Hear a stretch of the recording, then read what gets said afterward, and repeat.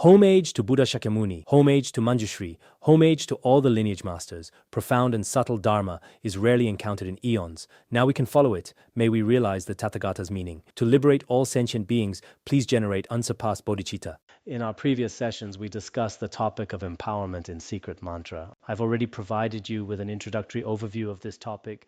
Following that introduction, Tulku Tenzin conferred an empowerment upon you over the last 2 days.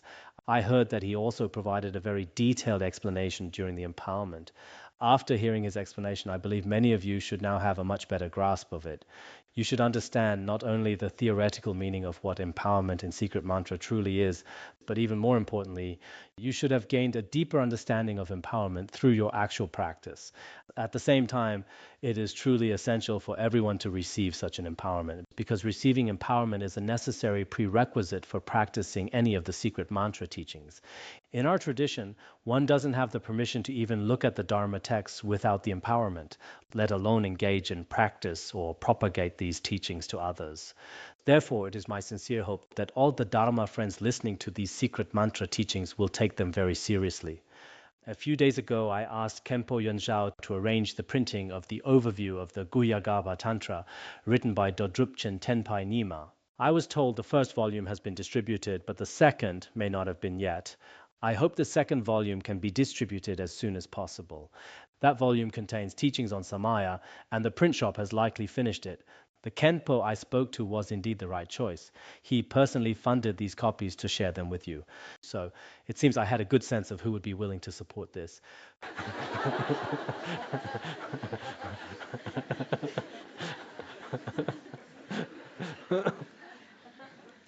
For our Dharma friends online, we may not be able to provide copies of the text, but we will see if we can arrange it for you later. It would be helpful if we could share a digital file with all of you online. Nevertheless, this overview of the Guhyagarbha Tantra is really sublime. However, the original Tibetan version is quite difficult to understand. Furthermore, I find the current translation is also not very easy to understand. In fact, it is not as clear as the explanation I am providing here, but the content should be accurate. Otherwise, I would not have permitted its printing. Moreover, this lineage comes from masters like Dodrupchen Rinpoche and Khenpo Namdrol, extending all the way to Jigme Phuntsok Rinpoche. Previously, Khenpo Namdrol spent 5 years in Singapore and the United States teaching the overview of the Guhyagarbha Tantra. To give you some background on this text, its author, Dodrupchen Tenpai Nima, was a prominent disciple of Mipham Rinpoche. Actually, he was a disciple of both Patrul Rinpoche and Mipham Rinpoche. Patrul Rinpoche once shared an observation about him, saying that after seeing the 8-year-old Tenpai Nima teach the Bodhicharyavatara, he realized there was great hope for the future of the Buddha Dharma. You see, Tenpai Nima was someone of extraordinary brilliance. He had a masterful command of Mipham Rinpoche's lineage and core teachings. His Holiness Jigme Phuntsok Rinpoche also transmitted this teaching in the past. In the early days, I also taught this to the secret mantra classes for Tibetan monks here at Larongar. Later, I wanted to translate it myself, but didn't get the time. The other day, I saw this version and did a rough comparison between the Tibetan and Chinese texts. It seems quite good. Still, I would encourage you to study it very diligently. Otherwise, certain parts of the content may be quite difficult to grasp. Regardless, our current study of the Guhyagarbha Tantra is a very sublime and rare opportunity, especially since life is so short. I've taught this essence of clear light twice, with a gap of about 10 years in between. This time I plan to spend 3 or 4 years teaching it. I'm not sure if I'll finish it this year, but regardless, I hope all of you here will treat this study with sincerity. The other day, I was looking at something about the elder master Meng Tsan from Mount Wutai. He once traveled to Lhasa to study Tibetan Buddhism. He is now 99 years old, and he occasionally shares stories about his experiences of studying the Dharma in the Tibetan region. It was really interesting. I think many of you here, especially the younger practitioners, will likely describe your own experiences in the Tibetan region one day. By then, those moments will become precious and vivid memories for you. For those of you who are more mature rather than very young, when you return to Han region, you will engage in propagating the sutra and secret mantra for the benefit of beings. I really hope you don't waste any time while you are pursuing your studies. Regarding your studies, some are here in person at Larongar, attending classes and learning right now. Others, however, cannot leave their current situations. They remain in the secular world, living in various cities. Nevertheless, they have a very strong intention and make the effort to listen to the teachings every day. As for those attending this course, these qualified practitioners, they vowed to complete the 500,000 preliminary practices 6 years ago and have already completed them. I would like each of you to take a moment and reflect on this. Look at your own circumstances. This opportunity we have now is incredibly rare. This is true whether you are doing your practice or just attending these lectures. Sometimes when I look at the practitioners here at La Rungar, I see them getting up early every morning to memorize, chant, and engage in study and contemplation. To have an opportunity like this in life is a real blessing. This might be the most meaningful and wonderful time of your entire life. In contrast, I see many people in the cities who are incredibly busy every day. That is another way to live one's life. But generally speaking, while everyone has a different way of living, I truly hope you will not waste your time no matter what. Kyabje Dilgo Khyentse Rinpoche mentioned this when he was in his 60s or 70s. He always woke up at 4 in the morning to meditate and chant until 9 o'clock. From 9 o'clock on, he would start his work for the benefit of the Dharma and all sentient beings. Many practitioners here also use the hours between 4 and 7 in the morning as their time for the most dedicated practice and meditation. Some are extremely diligent in their practice, while others, well, they might still be fast asleep and dreaming. It's quite a contrast, isn't it? So I urge all of you not to waste your time. Don't engage in idle chatter or let yourself drift away from your purpose. I see many young people nowadays spending their entire day on the phone. They are simply wasting their lives on calls and messages.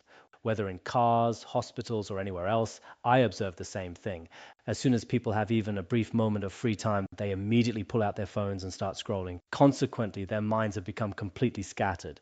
They don't do anything meaningful like reciting mantras, reading books, or focusing on practice. Especially in the cities, most people don't read books at all anymore. This habit is becoming a very serious problem. I hope all of you here will maintain mindfulness and vigilant awareness. I might have talked too much about other things today before getting started, right? Now let's move on to the section of Samaya. We previously discussed empowerment, which is indeed very important. I remember back in 1997, His Holiness Jigme Phuntsok Rinpoche conferred an empowerment at the Mandala site. At that time, His Holiness wore the robes of Tang Xuanzang. If I recall correctly, it was the Guya Gaba empowerment. Do you all remember? It was probably around 1998 or 99. The monks lined up to welcome him, all wearing the monastic robes of the Han Chinese Buddhist tradition. His Holiness mentioned that wearing these robes created a very special, auspicious connection. It was in 1997, wasn't it? Was it indeed the Guya Garba empowerment? Yes, it was 1997. You see, those who didn't keep a record or a diary will eventually regret it. I often feel this way now. I really should have recorded many of the events back then. Now let's move on to discuss Samaya. There are 4 parts. First, the nature. Second, the divisions. Third, the crucial points. And fourth, the purpose. First, let's talk about the nature. The nature is described in the root tantra of the Guhyagarbha as follows. In the Samaya of the supreme unsurpassed, morality from the perspective of the Vinaya and all other inconceivable vows are subsumed without exception as perfectly pure. The unsurpassed Samaya refers to the Samaya of the unsurpassed secret mantra. Secret mantra consists of outer tantras and inner tantras, the latter being unsurpassed yoga. Unsurpassed yoga includes Mahayoga, Anuyoga, and Adiyoga. Within the Samaya of unsurpassed yoga, all Vinaya morality is included. This Vinaya morality refers to the Pratimoksha vows, which are the precepts of the Hinayana. Inconceivable vows refers to the Bodhisattva vows. These include all the root and branch Bodhisattva vows that transcend ordinary thought. Therefore, within the unsurpassed secret mantra Samayas, the Pratimoksha vows and all Bodhisattva vows are perfectly subsumed and purified. If your secret mantra Samaya remains pure, then your Bodhisattva and Pratimoksha vows will also be purified. However, if the secret mantra Samaya is impaired, then other vows cannot remain pure either. Some people might think that the Samaya of secret mantra is completely different from the vows of Sutrayana. This topic has already been covered in Oneness of the 3 vows, the final chapter of the ascertainment of the 3 types of vows. All the merits of the Sutrayana vows are fully contained within the secret mantra. Furthermore, when it comes to eliminating self-characterized afflictions, secret mantra and the Bodhisattva vehicle are exactly the same. Nowadays, some people believe that those who are unable to keep the Sutrayana vows can simply use secret mantra as an excuse for their behavior. In truth, this is not the case at all. Within secret mantra, all merits exist in an enhanced manner. It is not that those who cannot uphold the lower vows can uphold the higher ones. That is impossible. Such views only show a lack of understanding of the secret mantra. All of us here should pay close attention to this. In reality, the secret mantra vows are even more difficult than any Sutrayana vows. Even the great master Atisha mentioned that he committed many downfalls after entering the secret mantra. He spoke about this himself. Thus, as it is taught, the term Samaya, translated as word of honor, Samaya often carries the meaning of a vow. It also implies the act of keeping something secret. In certain Dharma teachings, you will see Samaya, Gya, Gya, Gya at the end, meaning seal, seal, seal. Here, Samaya represents both a vow and a commitment to secrecy. Regarding the vow of secrecy in the past, Dharma protectors and secret mantra scholars made commitments before their gurus and Padmasambhava not to disclose secret teachings to those who are not suitable vessels. Therefore, it is essential to keep in mind the importance of maintaining secrecy. In Sanskrit, this concept in secret mantra is called Samaya. The direct translation is vow, but what does that truly mean? It carries the meaning of that which should not be transgressed. It signifies something that must not be violated. The literal meaning of a vow is non-transgression. Just as the Pratimoksha vows must not be violated, and the Bodhisattva vows must not be violated, generally speaking, they must not be broken. But what is it that should not be transgressed? This means that whatever mandate is issued by the great beings becomes a subject of training for all practitioners to either correctly accept or reject without transgression. These secret mantra precepts were issued by all the great beings of the past, including the Buddha and the Vidyadhara lineage masters. For a practitioner, these are the training precepts they must follow and practice. These training precepts must not be transgressed. One must practice exactly what should be practiced and refrain from what should be avoided according to the Dharma. This is what is called Samaya.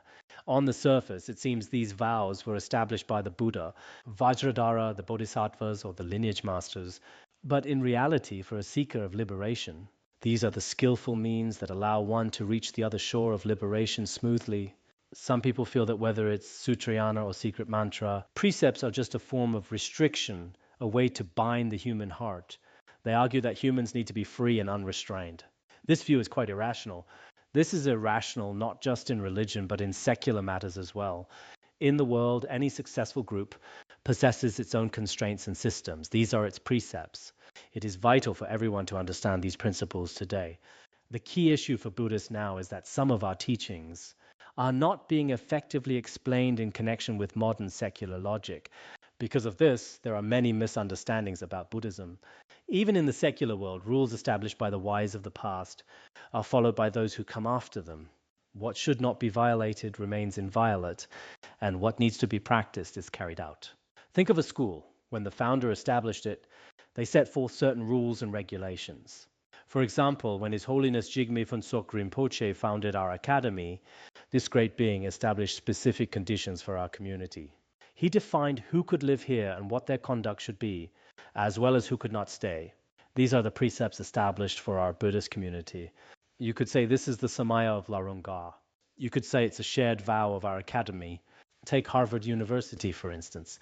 I believe it was around 1638 that John Harvard began establishing it with the funds he had raised. There is a statue of Mr. Harvard there now.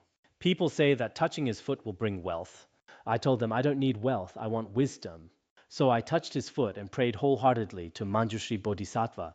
Since he looked like a minister, I visualized him as Manjushri Bodhisattva. At that time, I thought about how when he founded the school, he also set many unique rules and standards for Harvard back then. Anyone who goes to study there must follow those established rules. By practicing what should be done and refraining from what is prohibited, everyone who joins the Harvard community can achieve their own success. Similarly, the vows and secret mantra might seem different from other schools with their own unique characteristics, but when you enter a specific community, you must rely on these constraints and follow these patterns of conduct. Just as if you go to Harvard and follow all of its Samaya, eventually you will attain achievements that are simply impossible at most other schools in the world. For example, a Harvard PhD student might earn 200,000 RMB a month. It is something simply unachievable in many other places. Similarly, when you practice by relying on these strict Samayas and methods, you will eventually gain achievements not necessarily found elsewhere. This same principle exists in the secular world as well. So the secret mantra we practice today follows the same logic as worldly principles. You should really think about this because many people just don't get it. They end up having all sorts of personal opinions about the precepts, conduct, and empowerments of the secret mantra. But once you understand the true logic behind it, what others say won't matter, as we have our own way of explaining things. At that point, you will truly and clearly understand the logic. Next, we will discuss the divisions. There are two parts, the general and the specific. First, the general discussion. First, if mantra samayas are synthesized, they are combined within three, the general, specific, and surpassing samayas. All the samayas in secret mantra carry the meaning of both precepts and points of training. In the secret mantra tradition, we usually call them samaya. These are further divided into three categories. Among them, General Samaya teaches the vows of personal liberation, bodhisattvas, and the Samayas of the outer tantras. In every outer tantra, whether it is Kriya, Charya, or Yoga, as I recall from the ascertainment of the three types of vows, every tantra class has its own 14 root downfalls. So the bodhisattva vows, pratimoksha vows, and these outer tantra samayas must not be transgressed unless there is an absolute necessity. For a yogi, as we will discuss later, there are certain circumstances where special permissions are granted for specific purposes. Without such conditions, none of these categories should be carelessly transgressed. These become the roots or branches of the unsurpassed secret mantra samayas. The general samayas serve as the root and branch vows of the Guhya Garbha. They are the root and branch vows of unsurpassed secret mantra. Some are considered roots, for example. The four root vows of pratimoksha are roots of unsurpassed mantra. Others are branch samayas. For example, a certain bodhisattva training point is just one branch or part of unsurpassed mantra, not the whole. So some of these samayas are roots and some are branches. This is why they are called the general samayas. From this, it is clear that those who uphold secret mantra vows must still keep the pratimoksha vows. Whether they are lay vows or monastic vows, all must be kept. The bodhisattva vows must also be maintained.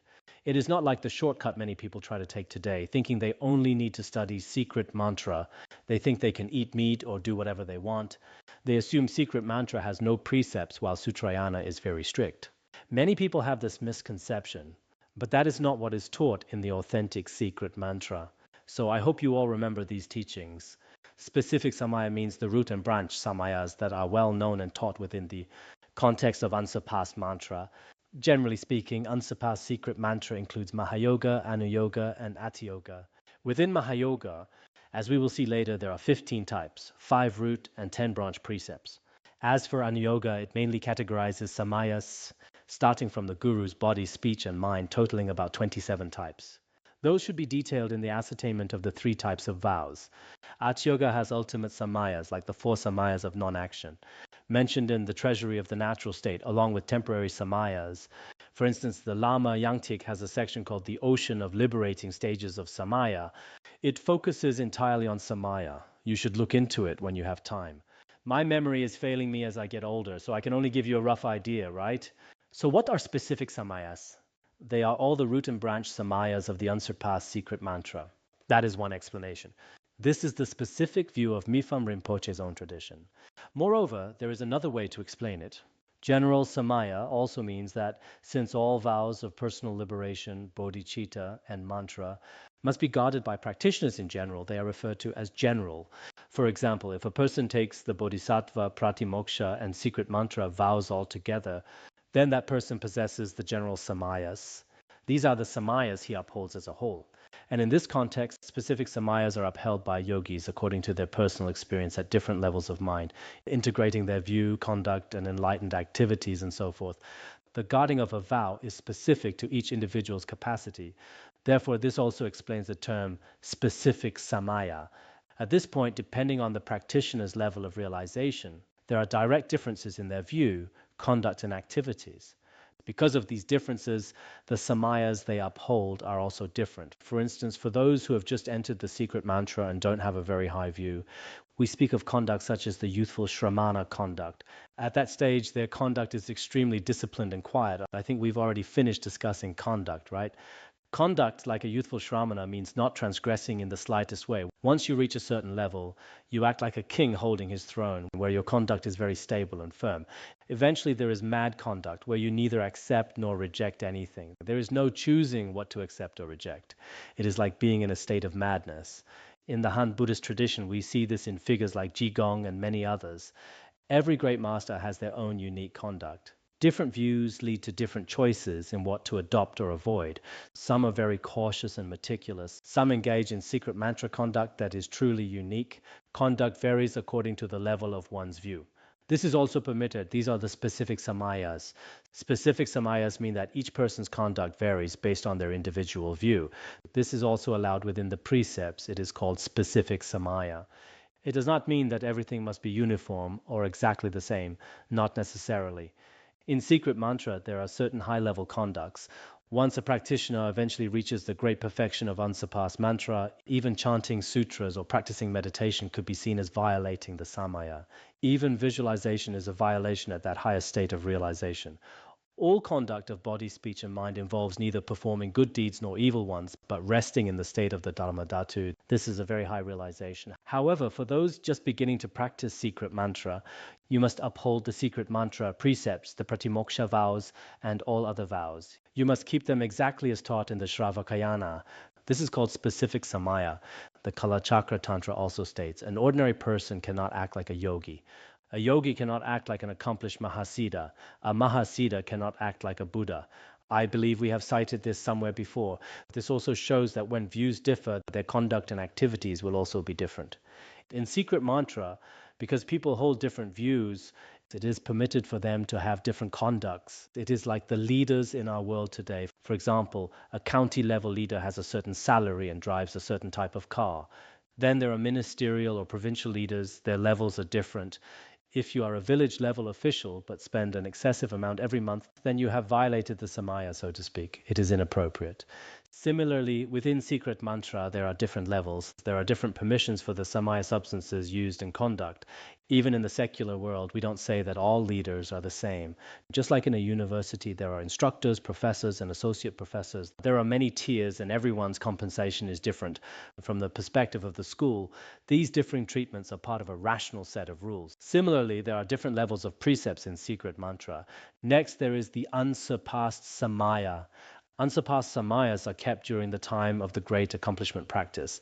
For instance, we sometimes have a 9-day great accomplishment practice of Vajrakilaya, or a great accomplishment practice of Mahakala for 7, 4, or 3 days.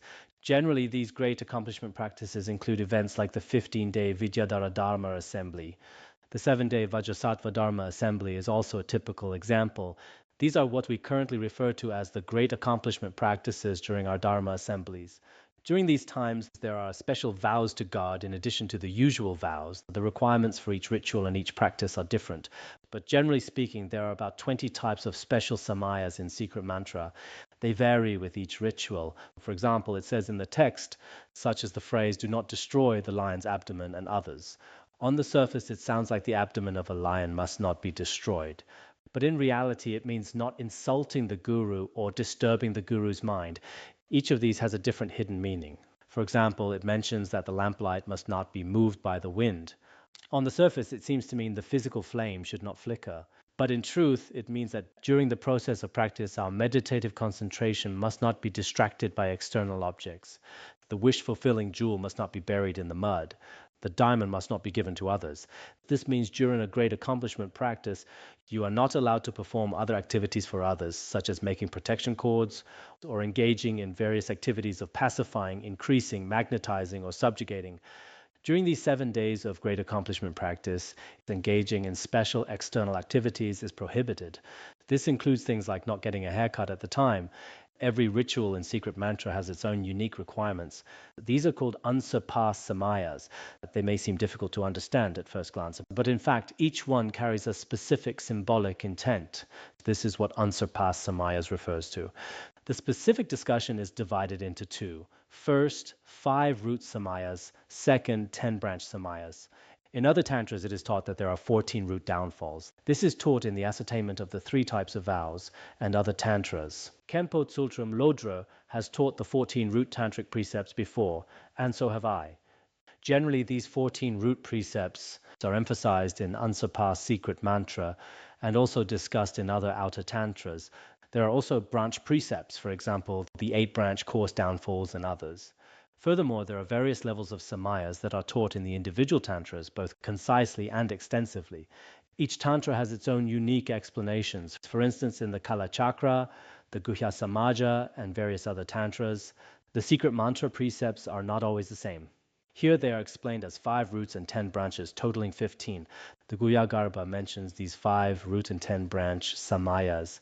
In the past, I required students to memorize the 5 root Samayas of the Guhya Garbha. Otherwise, they couldn't listen to secret mantra or receive empowerments. We had such rules before. There are 15 Samayas in total. These 15 Samayas were included in the materials recently distributed to you. If these were divided further, there would be 360 types of Samayas. I seem to recall this detail, but I have forgotten the specifics after so many years. It has likely been 15 years since I last taught this. Nevertheless, I still have great interest and confidence in the Guhya Garbha Tantra. So, to summarize, there are 15 Samayas in total. These are the ultimate crucial points of all inner secret mantra Samayas. These 15 precepts are the foundation of all levels of Mahayoga, Anuyoga, and Ati Yoga. They are the most essential and critical points of all secret mantra Samayas. If you keep these 15 Samayas of the Guhya Garbha Tantra well, then you will naturally keep the Dzogchen Samayas as well. You will also be keeping the Mahayoga Samayas perfectly. Therefore, these 15 Samayas are absolutely important. In the past, His Holiness Jigme Phuntsok Rinpoche would also emphasize these 15 Samayas over and over again. Knowing and not transgressing them constitutes maintaining Samaya. As a practitioner of secret mantra, you should first understand these 15 Samayas through theory.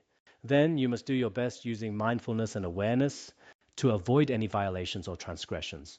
If you do this, no matter which unsurpassed secret mantra path you practice, Mahayoga or Anuyoga, your Samayas will remain intact and you will not break your tantric vows.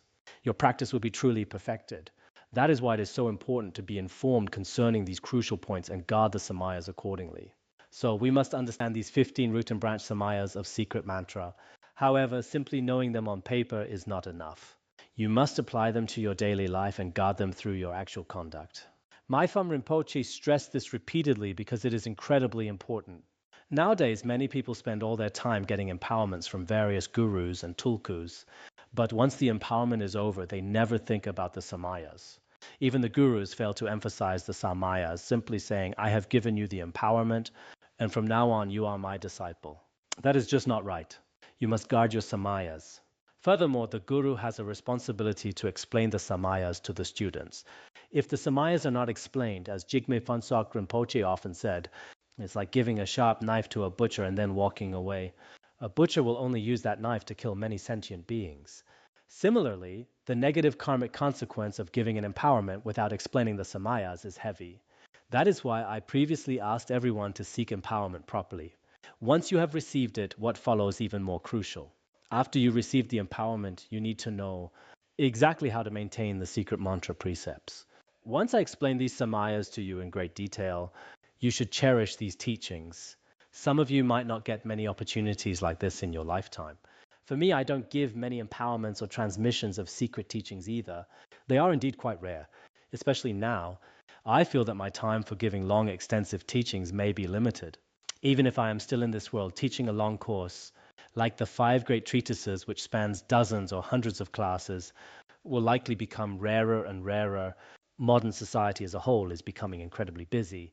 Very few people are able to commit to attending classes for a long period of time. It is also difficult for me to find the same quiet state of mind I had years ago to teach every single day. Perhaps it is better to teach more concisely. This way, the students have a sense of freshness, and I do too. As a result, we will both cherish the opportunity more. We will appreciate each and every session. Whenever I teach, I see people taking notes. I also look at the audience and see many new faces. I think to myself that I should explain a bit more so they gain something from it. But for some of our longtime Dharma friends here, I might just sound like an old crow cawing away day after day. They might think, oh no, another class. But as soon as the class is cancelled, everyone is so happy. I understand that. Master Yankan used many descriptions, saying the heart is weary, tired, pained, and troubled. Many of you might also feel that your hearts are tired, troubled, and in pain. In the future, detailed teachings like these will be quite rare for both of us. So guarding this key point is absolutely crucial. Now let's look at the specific explanation of the root and branch Samayas. You should carefully reflect on every single word written by Mipham Rinpoche. The five root Samayas are not abandoning the unsurpassed, respecting the guru, not breaking the continuity of mantra and mudra, caring for and loving those who have entered the perfectly correct path, and not explaining the secret meaning to unsuitable recipients. I will explain not abandoning the unsurpassed shortly. It means not abandoning the view of inseparable purity and evenness. Respecting the guru applies to all gurus, especially those who give secret mantra teachings, empowerments, and pith instructions. Regarding not breaking the continuity of mantra, I will discuss these secret mantras in more detail later. However, once you have received a secret mantra empowerment, I hope you do your best to recite the heart mantra of your Yidam deity. I notice that many lay practitioners do not have malas in their hands. A mala doesn't necessarily have to be visible on the outside, but not having one at all is a problem. His Holiness used to say that not having a mala shows one is not practicing. Many people do have malas, but they use them purely as ornaments and never use them for counting. Some wear one around their neck, one on their right arm, and one on their left. They are covered in malas, appearing like the Sambhogakaya Buddha's ornaments. But they basically don't recite any mantras. The malas are just for decoration. We will cover all of this. Then there is caring for and loving those who have entered the perfectly correct path, which refers to your Vajra brothers and sisters who have entered the secret mantra path. Finally, not explaining the secret meaning to unsuitable recipients. These five samayas are very important. Mipham Rinpoche explains this quite extensively here. There's another text called The Key to the Treasury, or Dzogchen Demik in Tibetan. I recall that the explanation in that text is not very long. It is titled The Key to the Treasury, meaning the key that opens the treasury. The explanation there is brief, but the one we are studying here is the most detailed. First, let's discuss not abandoning the unsurpassed. For the first, not abandoning the unsurpassed refers to what does not abandoning the unsurpassed mean? Everyone must know this. You all love to receive empowerments, but as for not abandoning the unsurpassed, I see very few people in Han regions who even understand its literal meaning. I have seen some Dharma friends who received empowerments over 10 years ago. The Kala Chakra empowerment, the Dzogchen empowerment. If they count them up, they have received countless empowerments. I received an empowerment from this Rinpoche and another from that Rinpoche. They go on and on. But when asked what Samayas they should keep after the empowerment, specifically if there is a vow regarding not abandoning the unsurpassed, their only response is, I don't know, I don't understand, I have no idea. They might say the so-called unsurpassed refers to the of all phenomena. I occasionally tell some jokes during my teachings. In the future, it would be better if these are not edited out of the videos. They might seem a bit pointless or boring right now, but in the future, if people have time to watch them, we can keep that flavor in the videos even if we leave them out of the printed transcripts. The printed books should be more rigorous. The videos can keep a bit of that flavor. I once listened to an audio recording of a master. This master would sometimes told a story, criticized the practitioners around him, or shared a key point, or he would be explaining something very crucial using a metaphor, and right then you'd hear a click in the recording. They had cut it out. Every time I heard those cuts, I would get quite upset. It might have been something funny that would keep the listeners from nodding off, but it was just gone. I was so annoyed with whoever made that recording. For the videos you've already finished, I previously said to try not to include too many jokes. But generally, it's fine to have a bit of that in the videos occasionally. Perhaps many years from now, having some of those moments, including the laughter of the practitioners present at the time, haha, that might actually be quite necessary, don't you think? For the first, not abandoning the unsurpassed refers to the ultimate fundamental nature of phenomena, which is the great Dharmakaya truth of inseparable purity and evenness. What does unsurpassed actually mean? Unsurpassed here refers to the ultimate reality of all phenomena. As we discussed in the section on the view, it is the ultimate nature of phenomena, which is the great Dharmakaya truth of inseparable purity and evenness. This is the very essence of all things. This belongs to the view portion. Have you finished catching up on those recordings regarding the view? Not yet? How many classes are left? You finished the ones from 2 years ago, right? So how many remain now? 7 classes left? Okay, that's not bad. I believe that whether it's this year's or the year before last, Everyone basically understands the inseparability of evenness and purity. The nature of all phenomena is empty and pure. This is absolutely crucial in Secret Mantra. In fact, this is the actual nature of reality, not just a specific secret mantra theory. This is simply how things are in reality. This great Dharmakaya, or the ultimate fundamental nature of phenomena, is unsurpassed. Why is it called unsurpassed? Because it is indeed the truth of all phenomena. It is the ultimate reality. Because it is impossible for there to be a higher path or result aside from realizing and attaining this nature. In our world, if you want to attain a higher path or a more supreme fruit, whether you want to attain it or realize it, it is fundamentally impossible because this is already the ultimate truth of all things. I have spoken about the inseparability of evenness and purity repeatedly in the section on view. The nature of all phenomena is empty, and emptiness and purity are inseparable. This principle exists within all things and events. It is not just a secret mantra theory. Don't think, oh, secret mantra says purity and evenness are inseparable, but that's just their school's opinion. The other day, a reporter was interviewing me and kept using worldly terminology. Eventually, I lost my patience. I said, you keep saying, you secret mantra, you secret mantra. I said, our secret mantra is not some strange, bizarre religion. It's just that you don't understand it. It's not a claim unique only to secret mantra. In fact, the exoteric school also needs to realize this truth. However, the Sutrayana indeed lacks these specific pith instructions. The instructions for the inseparability of purity and evenness are only found in the Nirvana Sutra, the Vimalakirti Sutra, and a few other scriptures where they are taught in a somewhat hidden manner. But in Secret Mantra, it is explained with incredible detail. Therefore, the ultimate reality of all phenomena is the great Dharmakaya of inseparable purity and evenness. It is unsurpassed. In this world, there is nothing higher and nothing better. Whether in terms of the path or the fruit, nothing else exists beyond it. Hence, one should believe in this and never abandon it. Why can't we abandon the unsurpassed? It's not because Secret Mantra has some strange or unreasonable rule saying you are forbidden from doing this. It's not as if it were naturally okay. But Secret Mantra is being stubborn and demanding you not to. That is not the case. The original evenness and purity of all phenomena is simply the ultimate reality. Just as the nature of fire is heat and the nature of water is moisture, this is its very essence. We must have sincere faith and firm conviction in this truth. It's more than just believing it. Some beliefs are just the blind faith of the foolish, while others are the firm faith of the wise, rooted in correct view. Regardless, you must have faith in this reality and never abandon it. This is the meaning of not abandoning the unsurpassed. If this is not abandoned, then the triple gem and the bodhicitta of both relative and genuine truth will involuntarily never be forsaken. Next, he begins to explain this in more detail. This is very important. If you do not abandon the Samaya of inseparable purity and evenness, you will not abandon the triple gem, nor will you abandon the bodhicitta of both relative and genuine truth. Why is that the case? The precise realization of the genuine fundamental nature of phenomena is Buddha. Next, we discuss the triple gem. Within the triple gem, what is a Buddha? A Buddha is not merely the historical Shakyamuni Buddha of legend. While we can say that on the level of appearances, what is a true Buddha? It is one who has realized perfectly, and just as it is, the true meaning of the ultimate reality of the dharmata of all phenomena. This is called a Buddha. A so-called Buddha is an awakened one. Awakened to what? To the truth of all phenomena. It is not as if the truth of all things is over here, while what the Buddha realized is something else, some other special little thing. It's not like that. The one who realizes the truth of all phenomena is a Buddha. And what is the true reality and truth of all phenomena? It is inseparable purity and evenness.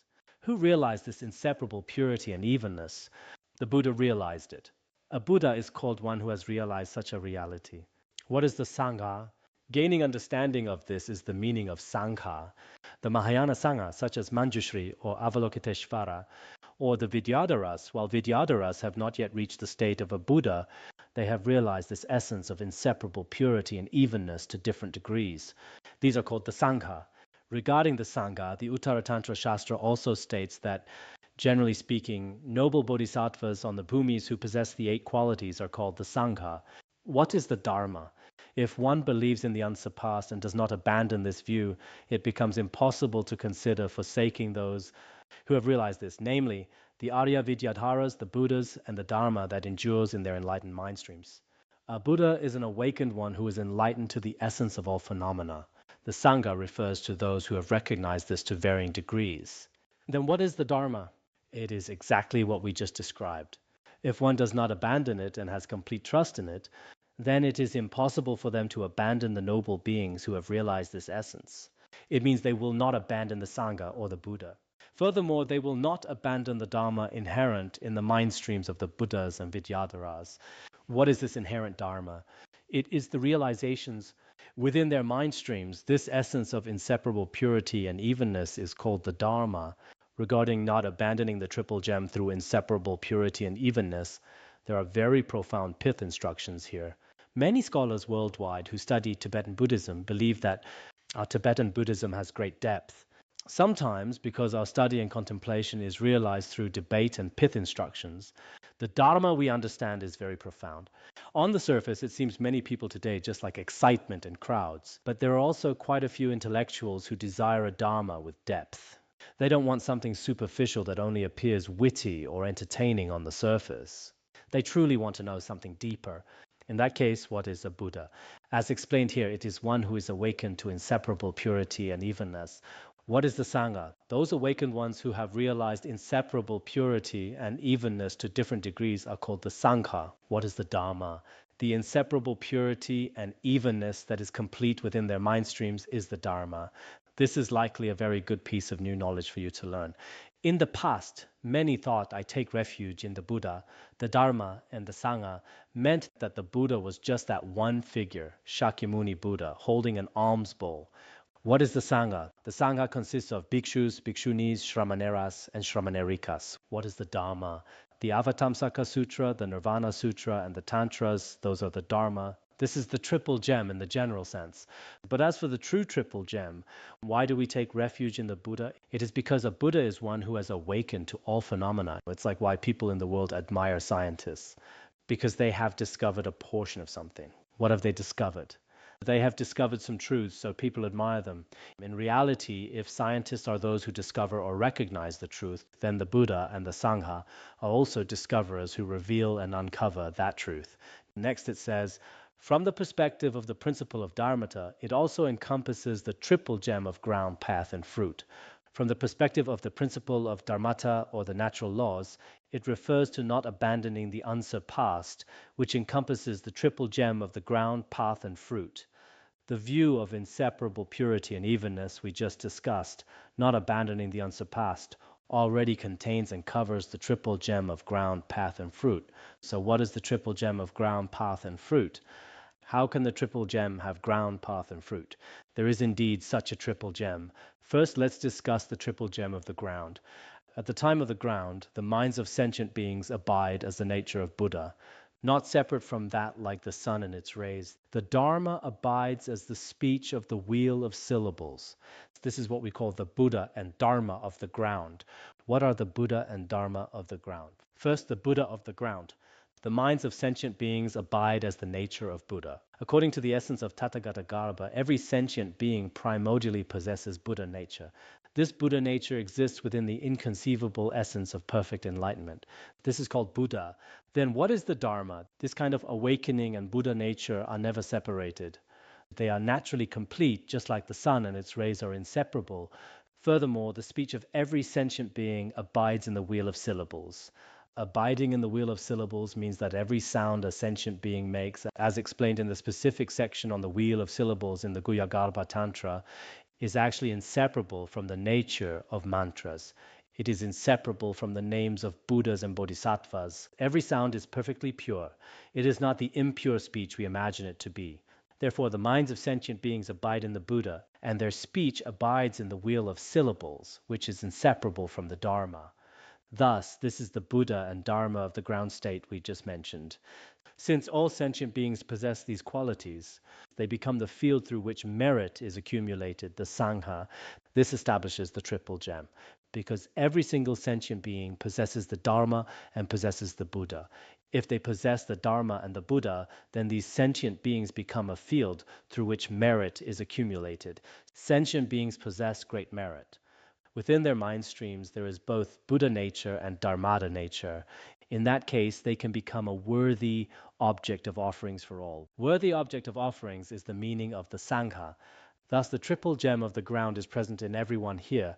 The Tathagata Garbha in our mind streams, which is non-dual, is the Buddha jewel.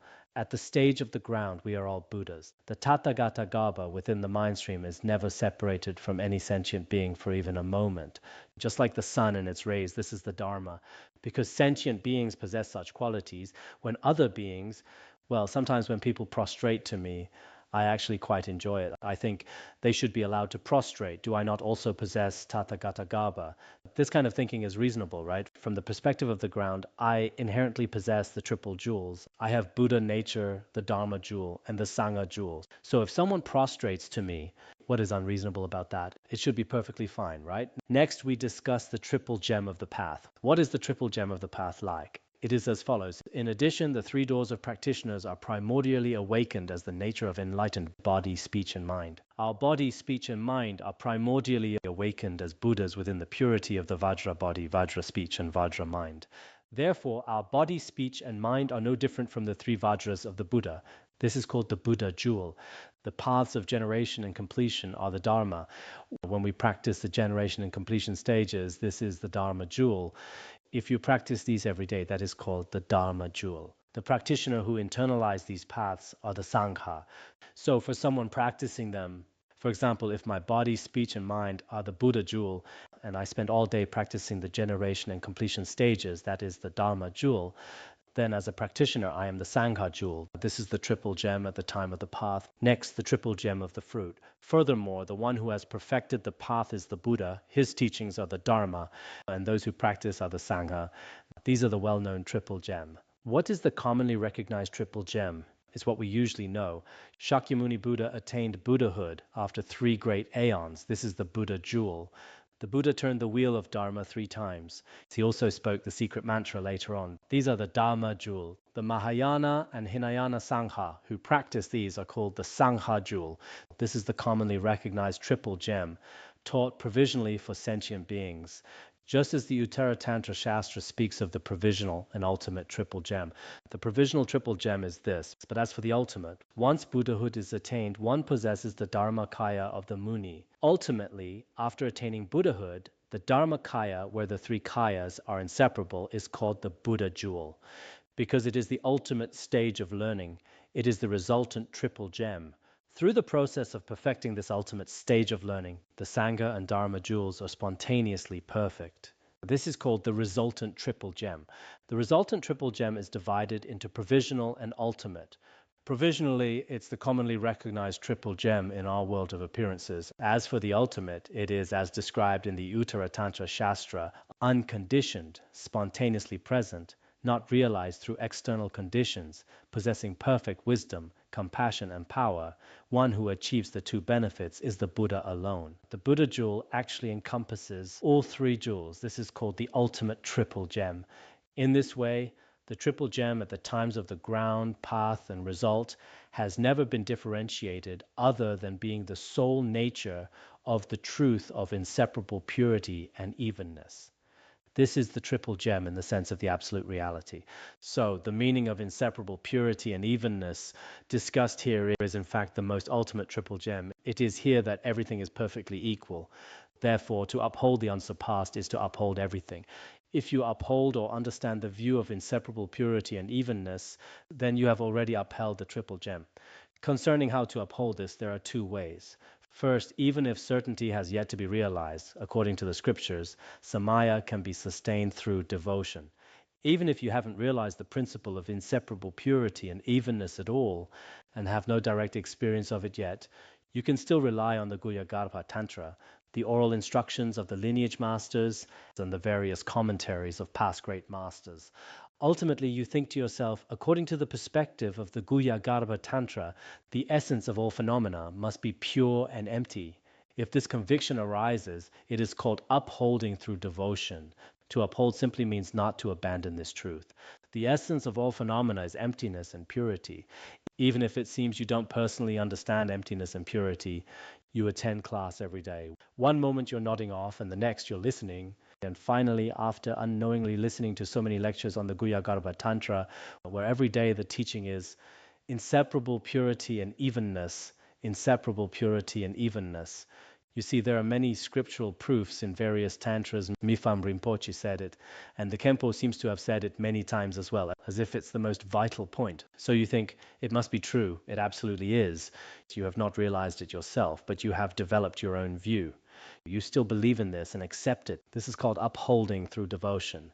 It is the approach for those with inferior faculties. Second, after gaining firm confidence in the meaning of the view specifically, when you develop irreversible faith in the meaning of the view of inseparable purity and evenness, because one knows that this is how things have always been, you finally realize, it truly is like this. As they were listening, I believe, back when I taught this for the first time, I felt many masters and clever people had already realized this principle.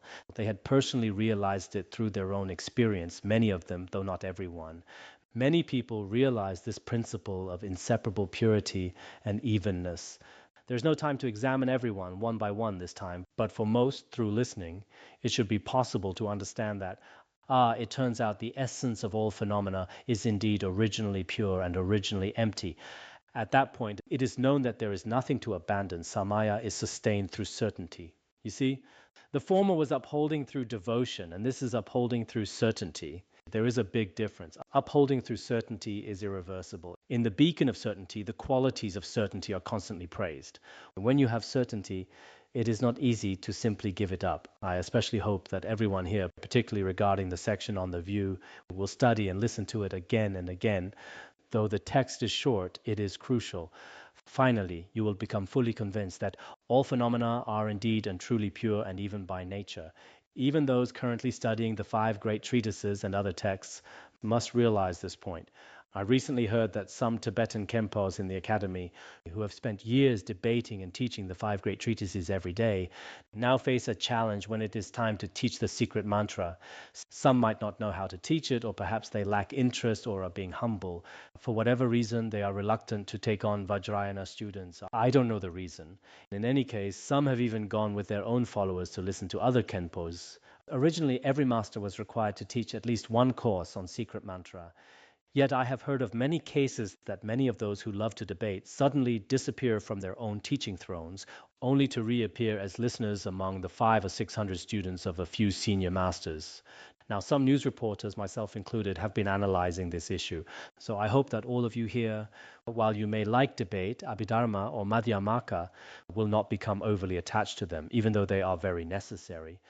When we encounter such a wonderful secret mantra, one should at least attain a partial realization of inseparable purity and evenness. If you do not have a very high view yet, first accept it through faith and devotion. If your faith and devotion are solid, then on that basis you must accept it through certainty. If you accept it through certainty, then even if countless people were to tell you, this is not inseparable purity and evenness, you should abandon the unsurpassed Dharma. You will not abandon it because you know this is originally how the essence of all phenomena is. It is not because the Buddha told me not to abandon it, nor because the Master told me not to. Since the essence is originally this way, how could I abandon it? If you completely understand, you will never abandon it. If you haven't understood the principle, you are very likely to abandon it. So there are 2 ways to accept the Dharma without abandoning it, but I especially hope that everyone here develops an irreversible faith, to uphold it through certainty and never abandon the unsurpassed. If we abandon the unsurpassed, we are actually being foolish. Regardless of who it is, this has nothing to do with sectarianism, nor with Tibetan Buddhism, nor with the identity of Vajrayana scholars. It is simply that the principle is so deep that ordinary people struggle to accept it. That is why preliminary practices, empowerments, and many other checkpoints are required as prerequisites. That is the reason. So I think we will stop here for today.